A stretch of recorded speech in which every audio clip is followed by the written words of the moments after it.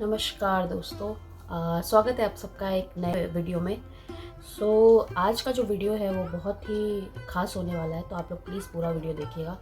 आज मैं जिस विषय पे बात करने वाली हूँ वो है कि सी सेक्शन के बाद जो प्रॉब्लम्स आती है लेडीज़ में और रिकवर होने में उनको काफ़ी टाइम लग जाता है। तो जो भी प्रॉब्लम्स आती है तो उससे रिलेटेड मैंने आज का ये वीडियो बनाया है कि कौन कौन सी चीज़ें हैं, कौन कौन से प्रिकॉशंस हैं जो हमें लेना बहुत ज़रूरी है। क्योंकि मेरे खुद के 2 बच्चे हैं और दोनों ही सी सेक्शन से हैं। तो कुछ गलतियां हैं जो जो न्यूली मदर होती है कुछ गलतियां ऐसी होती हैं जो वो करती हैं जिसकी वजह से उनको रिकवरी में काफ़ी टाइम लग जाता है। तो मैं यहाँ इम्पॉर्टेंट चीज़ें जो आपसे शेयर करूँगी, जिसको अगर आप फॉलो करेंगे तो आप जल्दी रिकवर होने में आपको काफ़ी मदद मिलेगी। तो सबसे पहला पॉइंट ये है कि अपने इन्फेक्शन को आप कभी अवॉइड मत करिए।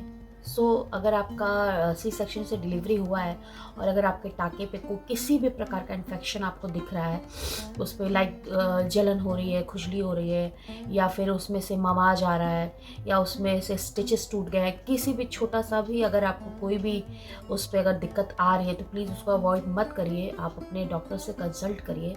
और दूसरी चीज़ कि अगर आपका सी सेक्शन से डिलीवरी हुआ है तो उसके जो पहले 3 महीने होते हैं बहुत क्रूशियल होते हैं। तो उसमें आपको अपना बहुत ज़्यादा ध्यान देना होता है।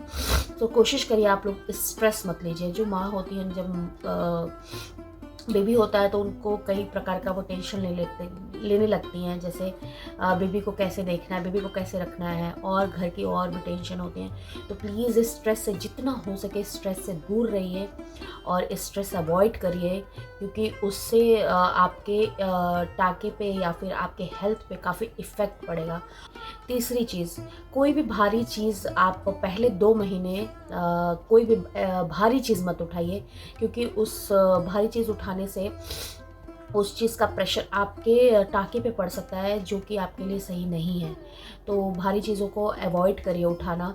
बहुत सी लेडीज़ होती है, सोचती है कि हम एकदम रिकवर हो चुके हैं, सही हो चुके हैं, तो वो अनजाने में ही भारी चीज़ें उठा लेती हैं, जबकि ऐसा नहीं करना चाहिए, क्योंकि उस वक्त आपको नहीं समझ में आता है, बट बाद में काफ़ी दिक्कतें बढ़ जाती हैं।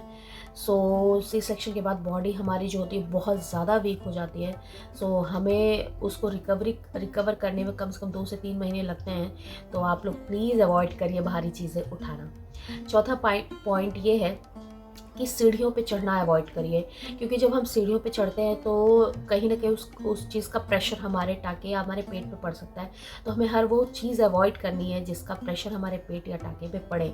तो सीढ़ियाँ चढ़ना अवॉइड करिए। अगर आप फ्लैट में रहते हैं तो आप लिफ्ट का यूज़ कर सकते हैं, या फिर अगर आप सेकंड थर्ड फ्लोर पे रहते हैं तो कोशिश करिए डाउन फ्लोर पे रहिए और सीढ़ियों को चढ़ना अवॉइड करिए पहले 2 महीने।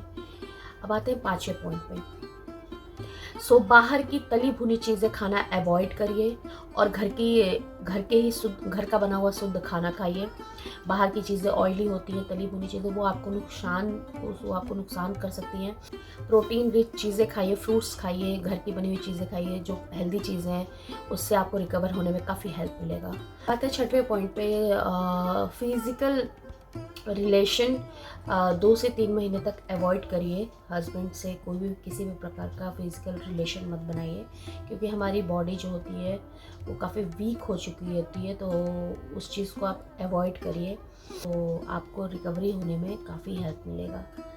अब आते हैं 7वें पॉइंट पे। हमारी जो बॉडी है उसको डिहाइड्रेशन से बचाइए, ज़्यादा से ज़्यादा पानी पीजिए और थोड़े थोड़े समय पे पानी लेते रहिए। पानी पीना बहुत ज़रूरी है हमारे हेल्दी बॉडी के लिए। फर्स्ट, किसी को 1 मंथ ब्लीडिंग होती है, किसी को आफ्टर सी सेक्शन डिलीवरी किसी को 1 मंथ ब्लीडिंग होती है, किसी को 2 मंथ्स ब्लीडिंग होती है। तो इसका कोई सर्टेन टाइम नहीं होता है। आप कोशिश करिए ऐसा कोई भारी काम मत करिए और ऐसा कोई काम मत करिए, और जितना आप बहुत ज़्यादा चलना अवॉइड करिए, एक पोजीशन में रहना अवॉइड करिए, क्योंकि इससे भी आपकी जो ब्लीडिंग है वो और बढ़ सकती है। तो कोशिश करिए अपनी बॉडी को जितना हो सके फर्स्ट 2 महीने, जो पहले 2 महीने होते हैं, कोशिश करिए अपनी बॉडी को जितना हो सके रेस्ट दीजिए, क्योंकि फर्स्ट 2 महीने 3 महीने में जब आपकी बॉडी रिकवर हो जाएगी उसके बाद आप चीज़ें करेंगे तो आपके लिए ईजी होगा। और जितना जल्दी आप सोचेंगे कि मैं हर चीज़ कर लूँ, वेट भी उठा लूँ और सारे घर के काम भी कर लूँ, तो उससे आपको उस वक्त तो रियलाइज़ नहीं होगा, लेकिन बाद में आपके लिए बहुत ज़्यादा प्रॉब्लम हो सकता है। तो प्लीज़ ये चीज़ें अवॉइड करिए आप लोग। अब आते हैं 9वीं चीज़ पे। तो 9वीं चीज़ ये मैं आपसे शेयर करना चाहूँगी कि जो घर के काम होते हैं, जैसे पोछा लगाना, आटा गूँथना, ऐसा कोई भी काम मत करिए जिसमें आपको प्रेशर लगाना पड़े। तो इसकी वजह से आपके टाँके पे ज़ोर जा सकता है और उससे इन्फेक्शन हो सकता है या कोई ऐसी दिक्कत हो सकती है जो आपको बाद में बहुत ज़्यादा प्रॉब्लमेटिक हो सकती है। तो प्लीज़ ऐसे प्रेशर वाले काम जितने भी हैं उनको अवॉइड करिए।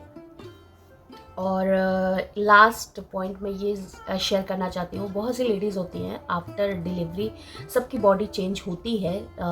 तो कुछ लेडीज़ ऐसी होती हैं, तो डिलीवरी होता है उसके 2 मंथ्स या 3 मंथ्स के बाद वो लोग जिम जॉइन कर लेती हैं, सोचती हैं कि अब अपनी बॉडी को सही करने का समय आ गया है तो बॉडी सही करें।